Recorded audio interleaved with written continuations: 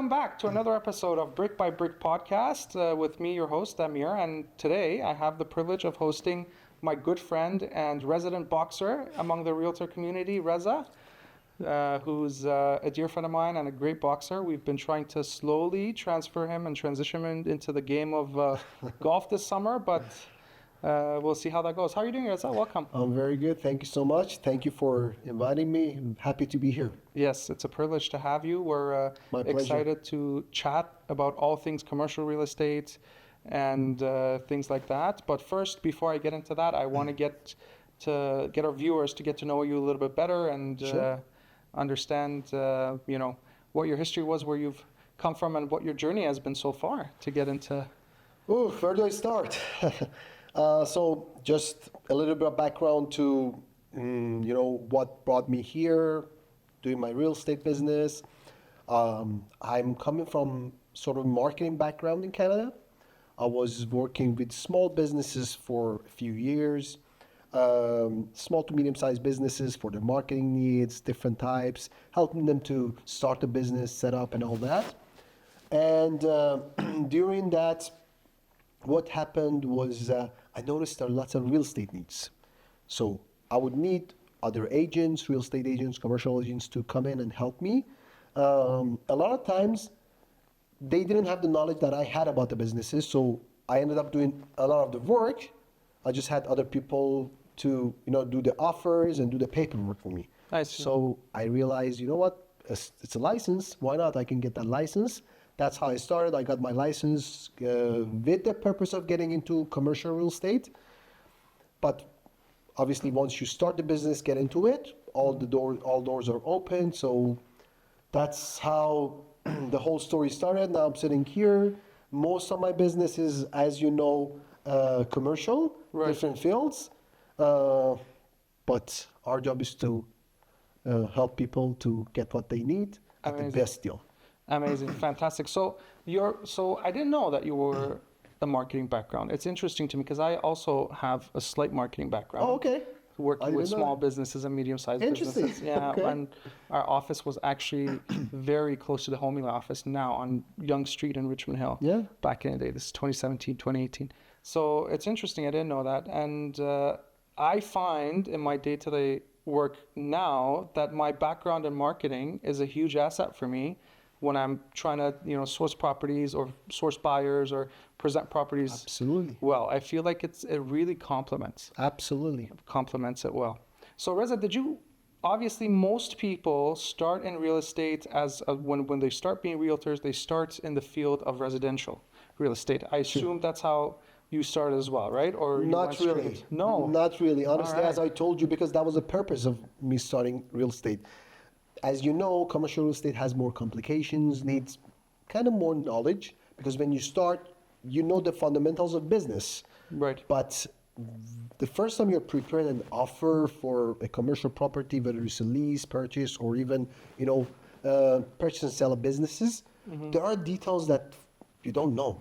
So it needs experience. I tried to use the experience of other people who've done it before, talk to people, getting help, advice, and all that. And I was very lucky to be around people who could help me a lot. But to answer your question, not really. My first few deals were mostly commercial. Then during the business, I ended up getting more involved in residential as well. Because that's what drives the market. Yeah, how can you not? Exactly. It's like you need a place yourself. Absolutely. I'm sure family, friends need help with that. And Absolutely. when you're involved in real estate, you have that knowledge, you have that experience. Naturally, you're going to want to offer that advice and offer that help. So naturally, that's something that does happen. So that's interesting how you start with commercial first. What was the driving factor that determined for you to get into commercial real estate specifically? As I said, I already had a network of small and medium-sized businesses, so they have needs. And the way I did my business is, at the beginning, I was working with a big firm as their sales manager, doing marketing for small businesses. I used to train their sales reps and all that. And then I had my own small business on the side, again, marketing for small businesses. So that built a network those type of people for me, and that was my asset to start the business. see. So the moment I had my license, I had some clients ready to lease spaces, to purchase even places or things like that. So that was the network kind of was the driving force for me to get into this. I see. Okay, fantastic. I think and that's a huge help. That's a huge benefit to know people that trust you. You're trusted in the environment. You're tested. They know you. They've worked with you in the past. I think that's great. And now it's been a great source of success for you. What I've seen is the fact that you're super reliable and dependable, and on top of that, knowledgeable about the specifics of businesses and trading businesses, right? So what a lot of people don't know is that commercial real estate is not just about transacting offices or agricultural land or industrial land or the buildings itself.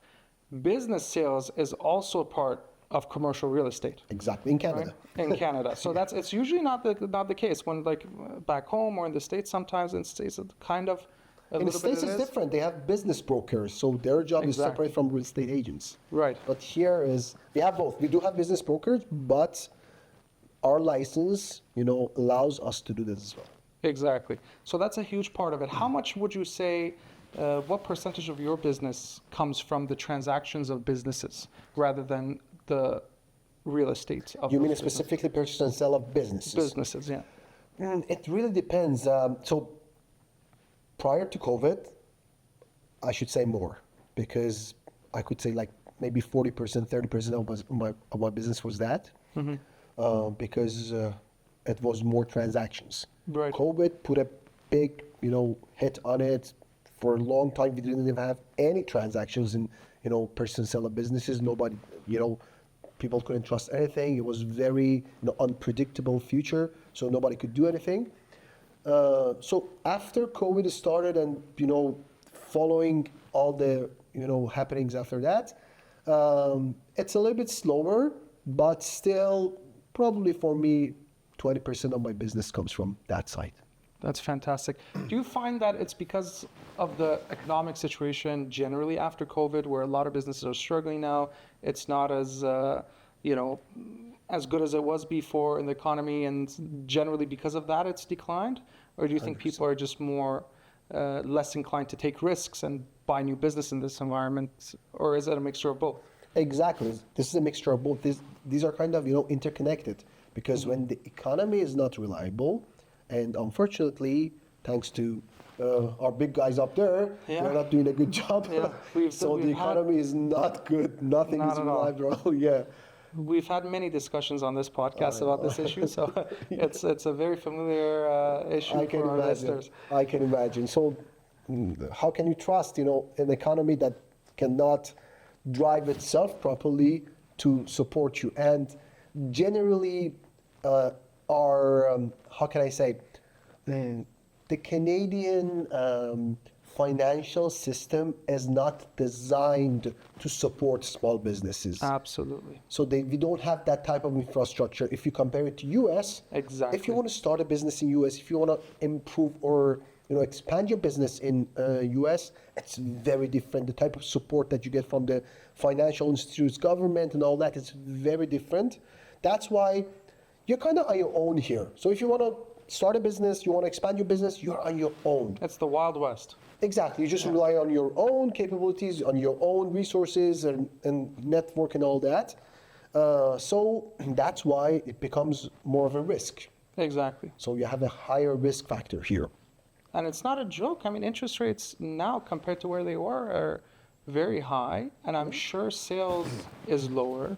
I'm sure all these factors go hand in hand. When you're paying almost twice as much for your mortgage, which is your single biggest expense in life, you're going to cut from the other shopping that you do, the other expenses that you make, and overall the economy is going to suffer because of it. Yeah, in a very simple picture, I used to sell a single item $10 before COVID, which a part of that was the cost. Of course. Okay, so that cost has increased now.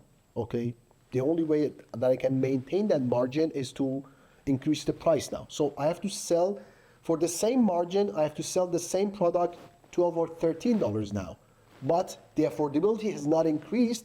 actually it kind of declined. Of course. So I have a group of customers that used to pay $10 for something, give me the same profit. Now they have to pay $13 for that, but they don't have enough money to do that. Exactly. So that affects my business. Just to put it in a nutshell, very simple, this Right. is the situation we are in now. That's why people cannot trust businesses. A lot of businesses, on the other hand, cannot survive, so they want to sell, but they cannot sell at their actual proper value. Exactly. Because we are referring to the financials, and the financials are not showing the profits that we are expecting from Right. the business. So everything hand to hand makes it a little bit of tricky situation.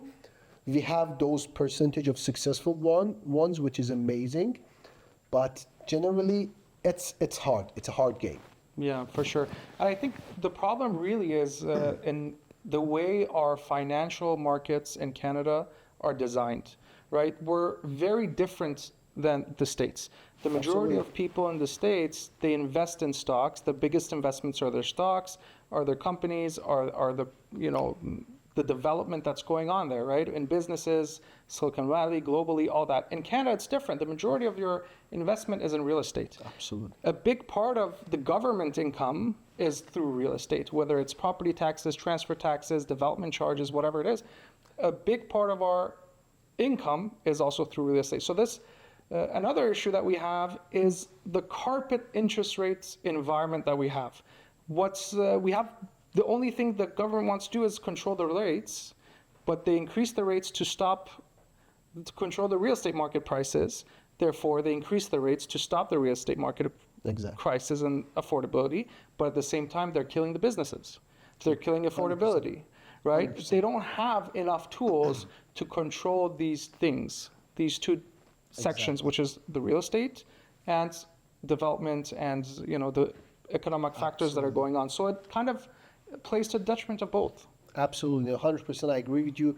The thing, that's a great comparison because the way I look at it, I hope I say this and nobody comes after me for saying this, but the thing is, Canadian government and financial institutes, they always want to compare themselves to U.S. So if the U.S. is, increasing rates to control the inflation, they do the same thing. Okay, and it's you open the books of economics, that's what it says. Increase the rate, Interest you're going to rates. control the inflation.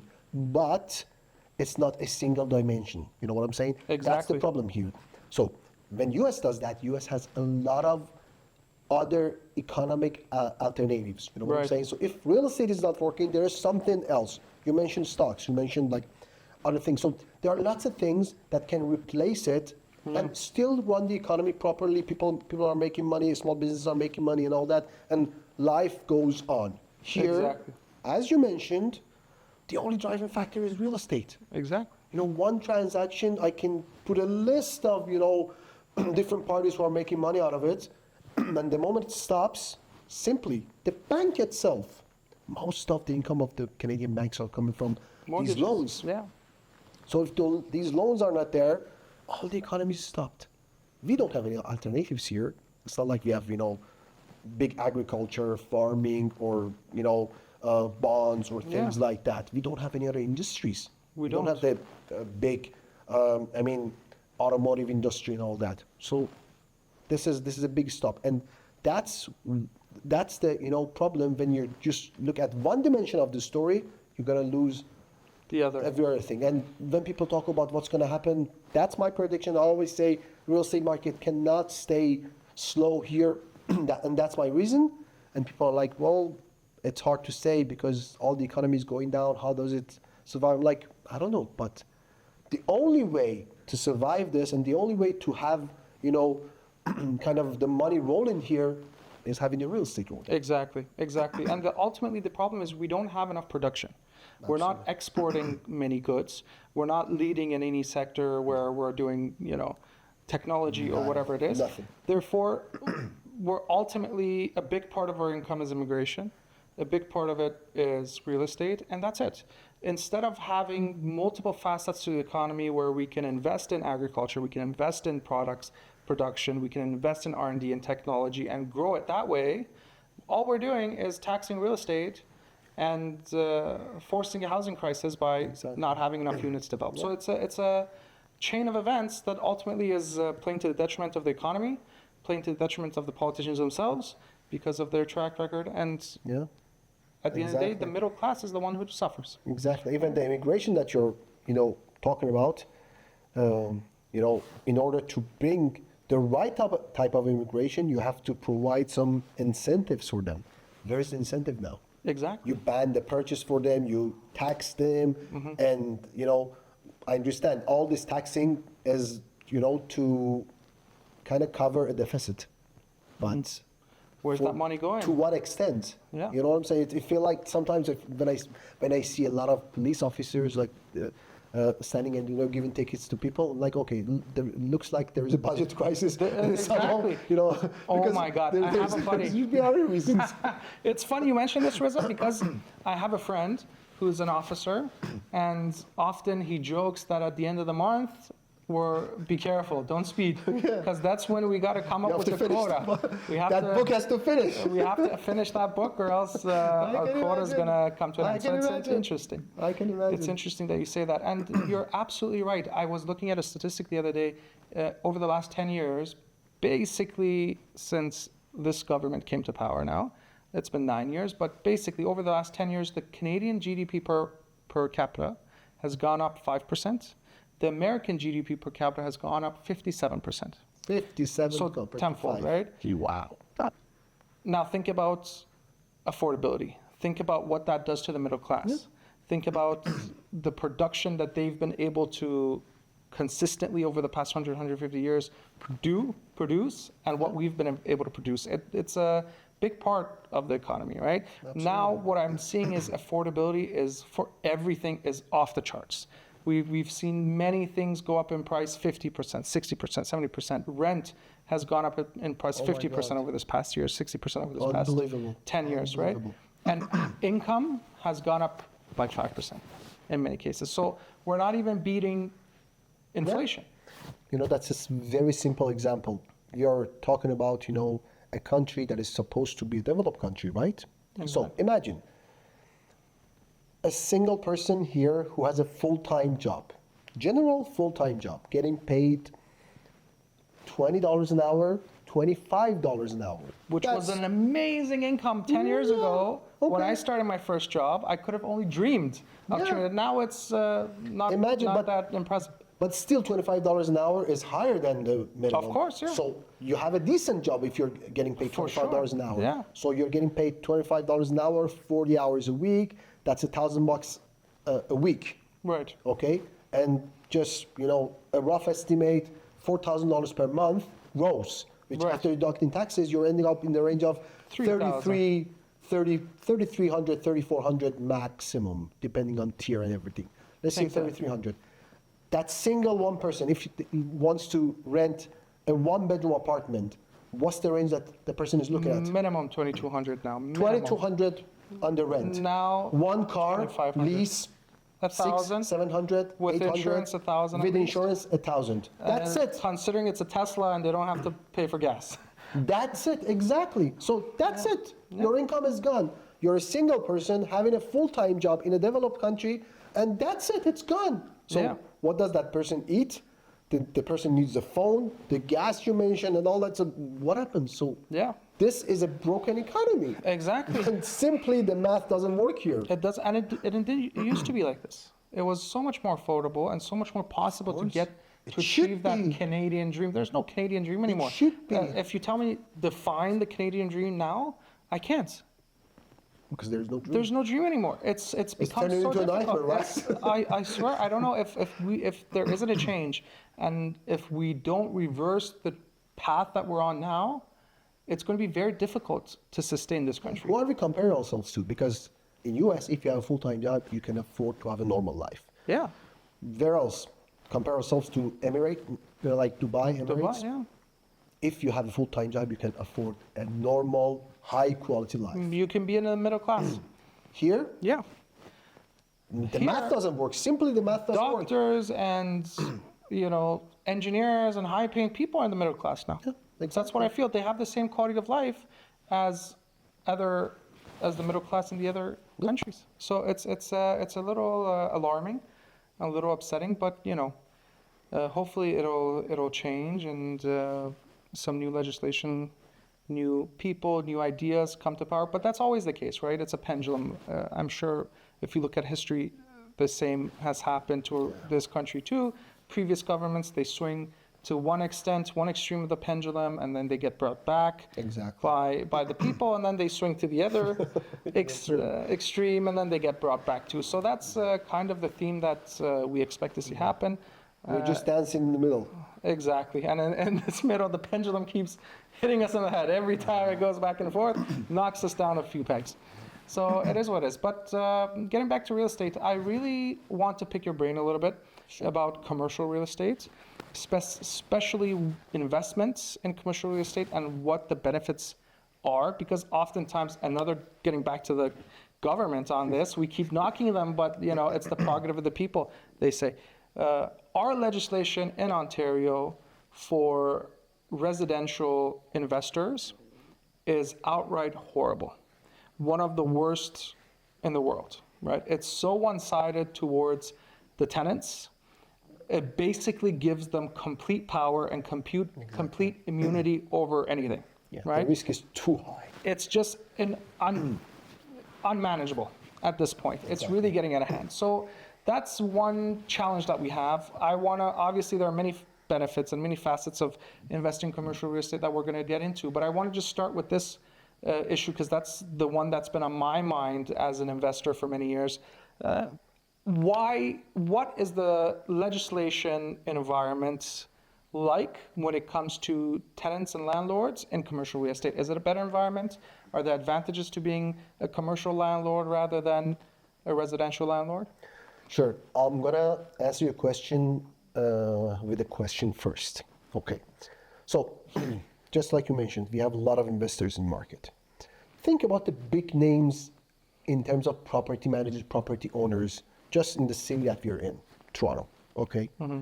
Think about the big names, and obviously we don't want to mention names here. But how many of them have you seen, putting their big investments towards residential, and how many of them are towards commercial real estate? I've seen increasingly now many more into commercial real estate. I would say, based on what I've seen, over 80% are in commercial. Yeah. There is a reason for that, because when you're small, for small investments, it's hard to go towards commercial, obviously. Right. The main reason, the main factor that this happens is because of the direct short-term ROI, because simply the return on investment, collecting rent from a residential property is comparably higher than a commercial property in short term. Okay? That's right. That's why when people have some small amount to invest, they go towards a residential, they buy something, rent it out, collect the rent and all that. Mm-hmm. Okay. But looking at the big picture, considering all the problems and all the issues that you mentioned, just the nature of the relationship, it's very different environment. Very different environment. You know it, we know it. If a residential tenant doesn't pay your tax, you're done. Yeah. Sorry, it doesn't pay your rent. Yeah. Your rent, you're done. It takes, I don't know, like a year to just get rid of that tenant. Last time I did it was a year or two after COVID, and it took 9 months.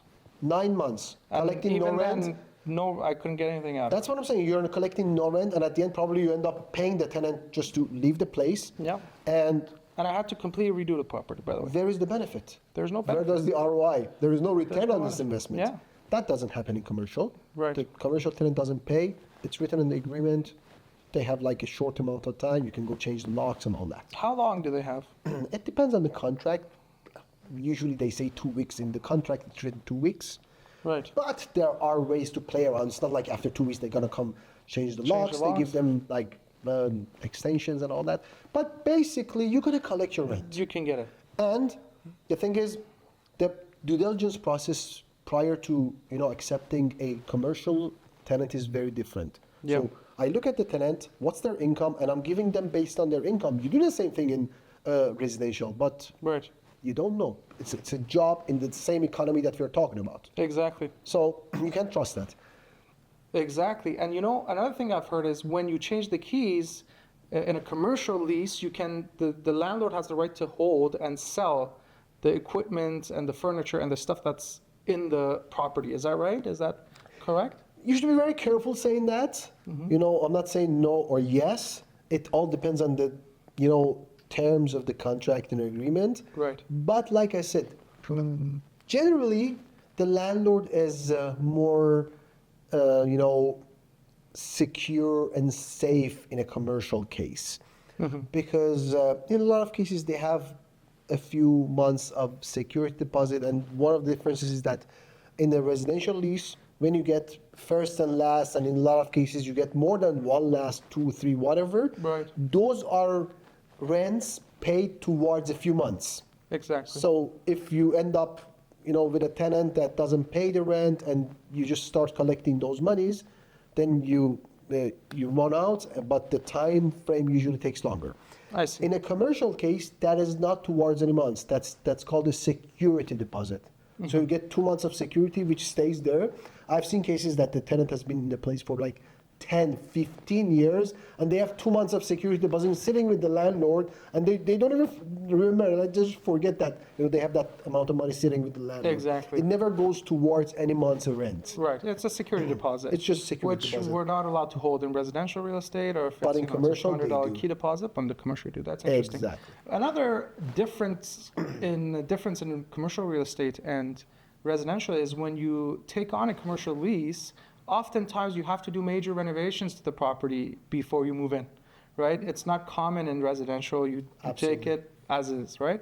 So, I've seen a lot of times with negotiations that I've done for my commercial spaces in the past and office space in the past, I've been able to negotiate a certain few months of lease for the time that I'm doing the renovations and improvements, Exactly. and afterwards, obviously this is all with agreements, stuff like that. So when it comes to renovating and changing, improving the space, how does that work in terms of rights and in terms of negotiating for rent? Like if it takes me 6 months to build a pool in this space, given that we've agreed to it, do I have to pay the rent for the 6 months or no? Or is that 6 months is a negotiable? very long time frame. It really depends. So, for example, you might find a big, a landlord who gives you a 10-year lease, and on a 10-year lease gives you 6 months of free rent for certain purposes and certain improvements.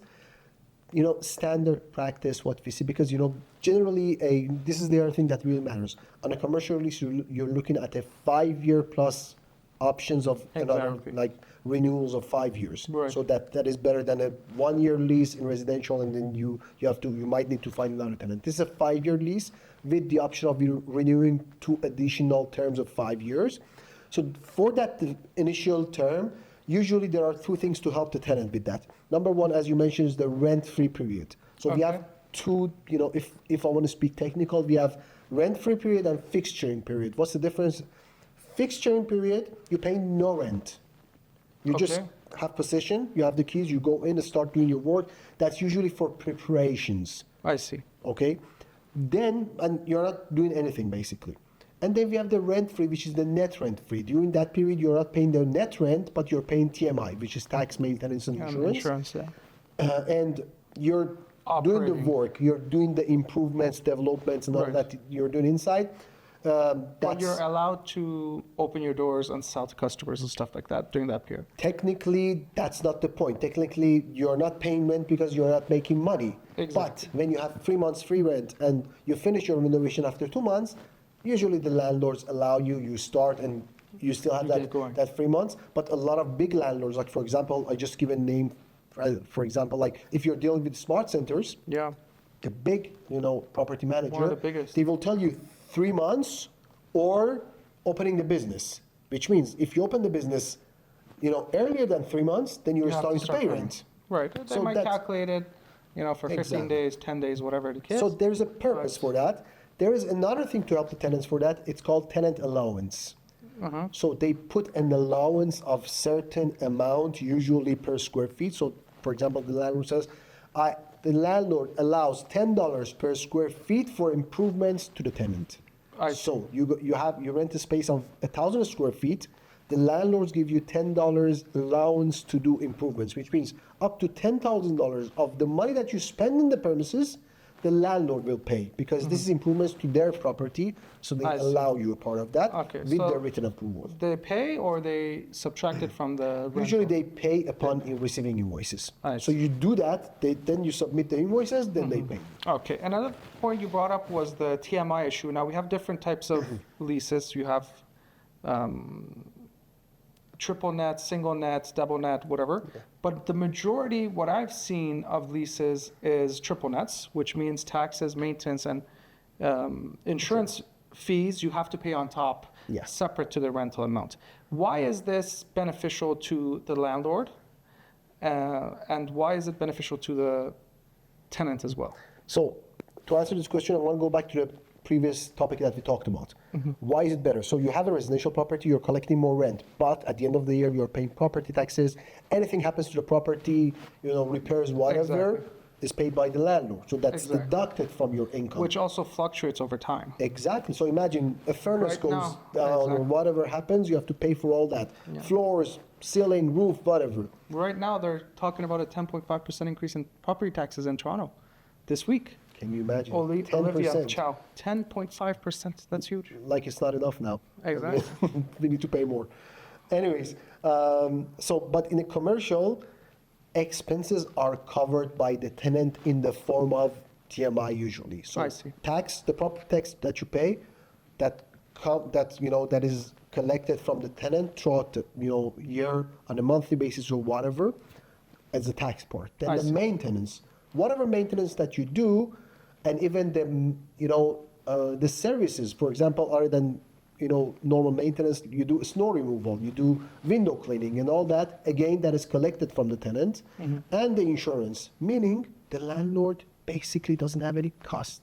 Even if something happens, like for example, the rooftop unit, breaks down, you have to replace it, or they replace the whole roof. So what happens is they start to collect that cost within a few years from the tenants. Simple example, one of my clients, I bought a plaza for them. They had to replace the whole asphalt in the parking lot. Right. That was a cost of almost $100,000 for the landlord. So what the landlord did, it's not fair to collect that amount within a year. So they're collecting within 10 years from the tenants. You know what I'm saying? So they break it down Yeah. within a few years. It's nice landlord.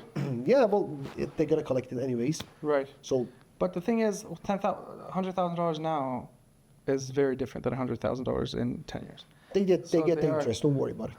Then they're good. No, the commercial landlords, they know what they're They know doing. what they're doing. Again, 10 years is a very extreme case, but But- usually within a yeah. few years, 4 or 5 years is standard. Because the tenant could change. And it's funny, a lot of times it happens. The tenant changes, But but they're this still tenant is paying responsible. for the expenses from the previous tenant. Right. That's the nature of the commercial, lease. That's why it's more, interesting, and a lot of investors like to go towards commercial. Exactly. Another benefit is, I think, when it comes to subletting and changing the lease in a residential lease, when you sublet or you transfer that lease that you own, you are no longer responsible for it. So the new Exactly. tenant is now responsible for your rent. But in a commercial, it's different. Whereas when you sublet a property, the new tenant is responsible for rent. But if they default, then you're the next person that is Exactly. still also responsible. So 100%. that's another level of protection for the landlords, which is great. 100%. So that's very interesting. Another thing I wanted to ask you about, obviously in residential real estate, when newcomers don't have citizenship and don't have a PR status, they can still purchase property, but they have to pay 25% taxes to be withheld until a later date, until they are citizens. Is that the same in commercial or no? No, it's not. Foreigners, foreign buyers, as we call them in real estate market, they can purchase commercial properties. In a lot of cases, they can actually even get the funding and financing to purchase that. And that is another reason for investors who are coming during this time, during this period, that a lot of times they are not even allowed to purchase residential properties. Even if they are allowed, depending on the case, they have to pay that extra 25% tax, which is huge, until Very they much can so. collect it God knows when. Yeah. but commercial they can purchase, they can benefit, and these are the three parts that, when we go deeper into the types of commercial properties, there are lots of benefits. Think about mixed use. So someone who needs a place to live, But as a also- foreigner, Yeah. but they cannot buy a residential. But if they get a mixed use, which there is a commercial at the bottom and there is a residential at the top, that is considered as a commercial property, Exactly. and they can purchase it. And I've heard, the problem is that there are lots of misinformation. For example, they say, oh, so plus 4 units or plus 5 units is considered commercial, so foreign buyers can do that. No, No, that doesn't they apply can't. to It's this. still residential. It is commercial, It's commercial, but it's a doesn't residential use. fall into the category of properties that they can purchase. I think it's 8 or 9 plus units now. For that. Exactly. Multifamily, Yeah. big stuff. Interesting. So that's great. I think that's a good. I feel like as foreign investment starts to scale up because of where our economy is and relative to the world economy, this part we're going to see more and more of. There are now big corporations getting into the business of being landlords, right? We hear BlackRock purchasing billions of dollars of residential, property. We hear Bill Gates and other big players purchasing acres and acres of farmland and so on and so forth. So generally, they do their studies. They know what's growing. They know Canada and specifically Southern Ontario is one of the fastest growing pockets in the world. They see these stats, these data, and with these regulations that we have when it comes to commercial real estate and foreign buyers, they're much better suited to make that investment. So that might be another factor fueling the growth of commercial real estate 100%. in Southern Ontario. That's interesting stuff. Fantastic. So another point we got to was the transfer. I want to move into the sale of businesses because I know Okay. that's a very niche and unique part of real estate that you deal with. But before that, I want to ask you a couple questions about the transferring of ownership. Okay. Right? Normally, in a residential property, let's say a father wants to pass along, because real estate is a long-term game, right? Real estate, you buy real estate and you're in the game for life. If you're a real estate investor, you're never selling. All right, you're always That's the point. refinancing. It's unlike the stock market where you sell and you move money around. In real estate, it stays and it just grows, right? So ultimately, there comes a time where you want to pass that on to the next generations, or you want to do whatever with it. Generally, in residential real estate, what we see is passing of this property to the next generation is considered a taxable event. Therefore, the next generation that has to get it, they might be getting a big chunk of land or a plaza or residential or commercial, whatever the case may be, but they're now responsible to pay that land transfer tax, that property tax, right? So that in many cases can be devastating for the future generations, and therefore they're forced to sell it in whatever environment that they are. Another way to do this is to do it as a sale of a business, right? So you incorporate the land. A lot of my clients, they do this. They incorporate the land. They have a holding company that owns commercial property, residential property, whatever it is. And then they do the transfer of that holding company or that corporation. Exactly. In which case is not considered a taxable event. Therefore, they're not obligated to pay this transfer tax and so on and so forth. Is this another sort of business transaction, like a sale of a business, would you say? Do you find people having a corporation and having quite a few rental properties? May it be like a holding company that has, let's say, commercial, residential, whatever the case may be, and selling in that sense to? That's not a transaction that you usually see in terms of a sale of a business. You know what I'm saying? That's still considered a property transaction Exactly. in the market that we live. But what you mentioned is very valid, because when you purchase share, like the technical term would be, you transfer the shares of a corporation, shares of a company. Right. So the taxing is very different. I'm not going to go into details. I'm not qualified to talk about that. We are not accountants. Right. But it's very different in terms of, tax liabilities and things like that. But still that falls into the category of, property, land, whatever. Where this becomes very clear is, as you mentioned, in the purchase of businesses. Mm-hmm. So somebody wants to buy a business, I don't know, a restaurant, any type of business, beauty salon, anything. So there are two ways to do this as well. You can purchase the shares of the company who owns that business, because there's a corporation who owns that business with all the assets, equipment, chattels, and whatever is inside it. Or there is another type of transaction which is called purchase of assets. So me as the buyer, you own your business, you own your restaurant with whatever that is inside it with your own corporation. Me as the buyer, I register a new company, or I already have a company. My company purchases that I restaurant, see. that name with all the assets from your corporation. So here, So it's a transfer of assets between corporations. exactly, Okay. exactly. Which is also a taxable event? Yes. Okay. So there's no loophole when it comes to. So taxable event for a seller, meaning Right. the seller has to pay taxes on the capital gain that they have through this Exactly. transaction. Exactly. The capital gain is the main part. Yeah. Obviously, there's some transfer taxes, stuff like that, but main issue is the capital. Usually sellers prefer to, again, depends on the case. I'm speaking very generally. Usually sellers prefer to sell the corporation, buyers prefer to buy the assets. Right. Because with the corporation, the assets come, the liabilities also come, and a lot of unknowns, and they Exactly. don't want it. But a lot of times people are not cash liquid.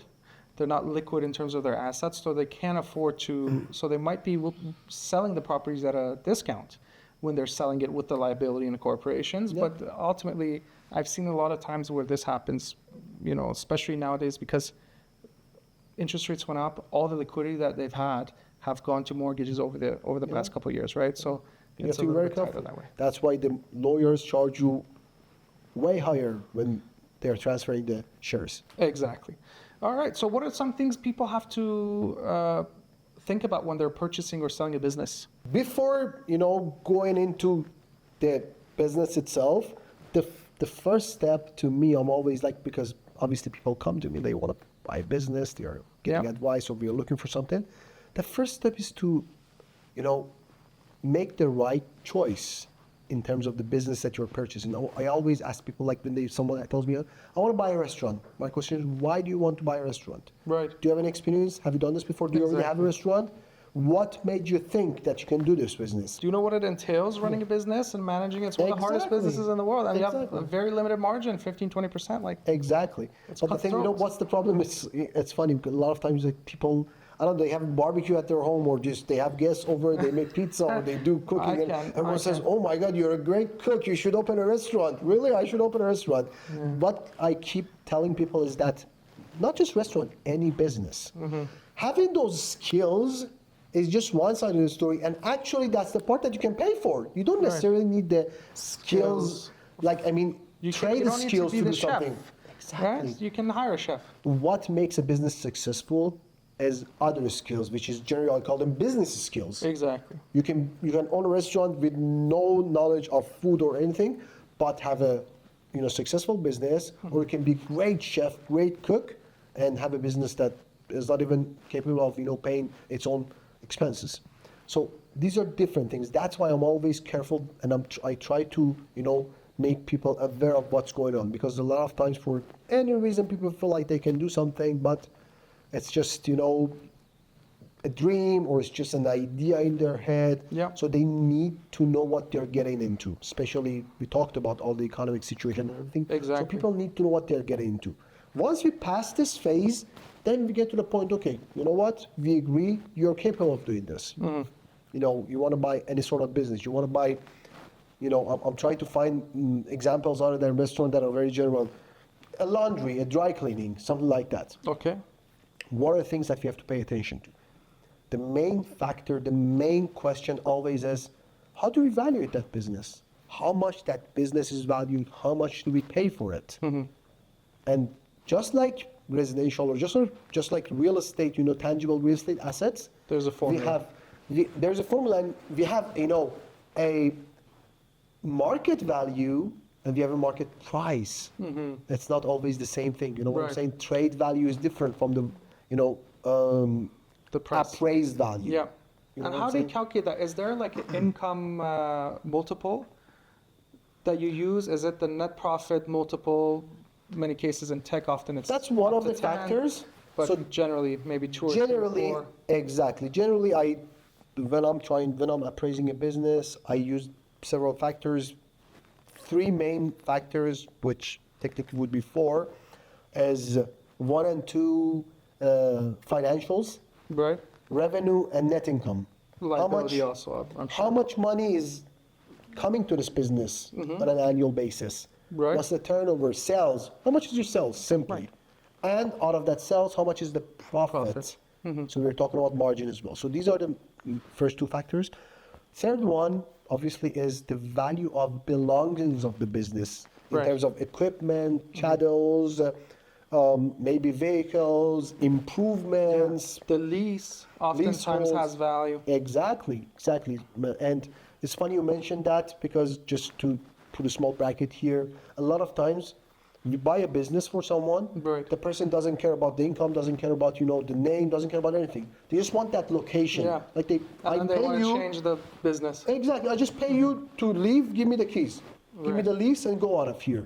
Right. And then you have it like, they pay $100,000 for someone just to leave that place. I don't That's know why nobody wants our place. Nobody's paying 100K just for my just for your office. place. I know. I You know have what? bad taste, maybe. I don't know. No, it's not that. It's just the historical value of places sometimes. The smart people, that's how smart people are. Yeah. They look at something, they see something, and then they feel like, okay, what you're doing here is not the best you could do. Right. They see the opportunity, and they're like, you know what, you go, let me do it. Yeah. how it works. We see a lot I deal with development a lot. It's one of the main things that I do. And a lot of times for development, we're doing land assembly. Sometimes it's, we're buying plots of land altogether, but a lot of times it's land assembly. And it's very common to have that one holdout. Like we're doing projects now, I think it's like 13, 14 people.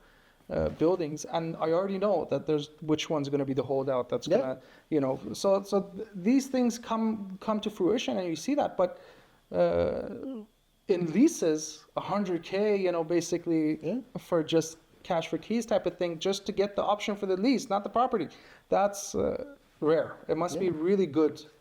So piece of property. So it's interesting. that tells you how much opportunity is there. Of course, depending on the person. Absolutely, it's a big difference. Locations in a business make a big difference. And if you have a high margin business or a high revenue type of business, it makes a huge difference. If you're a drive-through Tim Hortons versus a not drive-through the Tim Hortons, it's a world of difference. Two different businesses. Two different businesses, right? So for sure, 100K, 200K, something like that doesn't seem too Exactly. unreasonable. That's why people pay it. And the last factor that I usually bring into that, combination would be different things all gathered together called as goodwill. How long has the business been there? What's the reputation? Now we look at Google reviews. How many customers do you have? Do you have a book? Do you have, how many people know you? Things like that we put together as a goodwill. This is a really good point. Yeah, I want to tell you a story about this because you mentioned this and it reminds me of a friend. He was a very good businessman. He still is. He's a very good businessman. His whole life he was in business. Okay. He owned and operated many different chain businesses, everything. He came into the business of, this gentleman came into the business of tires and mechanic sales. Oh my God, okay. Everything looked good. The financials looked good. The, run rate. Purchased an existing business? Yeah, he did. The lease was a good amount. Everything was a good amount. But ultimately, what caught him was the goodwill, right? The partners in the business were very problematic. The environment there is a very difficult, let's say, environment to operate in. It's a very cutthroat business. And just, it was tough. It was a lot of challenges, very tough, not like other types of businesses. Again, like you said, very good businessman, great track record, very knowledgeable, very on top. Obviously, he doesn't know how to change a tire. He doesn't have those skills, but he knows how to run a business. He did everything correctly, but ultimately, in a very dense, highly, competitive environment, he wasn't able to sustain it, and he sold it for a big loss. Now, it's a sad story, but this same gentleman has had many positive and good stories, so I don't want to scare people away, but it's, you need to be what? These are the realities. People should know it. And, the problem with this factor is that not like financials, that you can look at the books, sales, debit machine or whatever, or equipment, you can just have a list, depreciated value, whatever. Goodwill, there is nothing on papers. Yeah. There is nowhere to look at. Exactly. Unless you have a passion for that business. Now, this gets into a little bit of a, spiritual aspect of it as well. But if you have a passion for something, then you can read between the lines, right? Yeah. If I have a passion for whatever, let's say boxing, and I've been in boxing gyms all my life, and I know the trainers, and I want to start a boxing gym, you will be able to read the room, read the market, read the Exactly. environment much better than I can, And right? usually those are the people who come and tell someone, you know what, I give you something just to leave because I know what I Exactly. can do here. Not only that, they can be successful in it. They can make the they can make the 100%. relationships. You know, business is so fluid, right? If you don't have passion, let's say I love sports and I go and do a restaurant, it's so much harder for me. Very hard, very hard. But if I love, I'm not going to say you won't succeed, but it's very much hard harder. to succeed. You can be so much more successful in a business where you're passionate about. Absolutely. Right? So why waste it? Absolutely. I'm always jealous, of people who are so passionate about what they do. Like when a few nights ago, I was at the concert and I was looking at the guy Oh my gosh. playing piano, the guy was singing, and you see the passion. Like, you're so lucky that you do something Yeah. that you're so passionate about. You love it so much.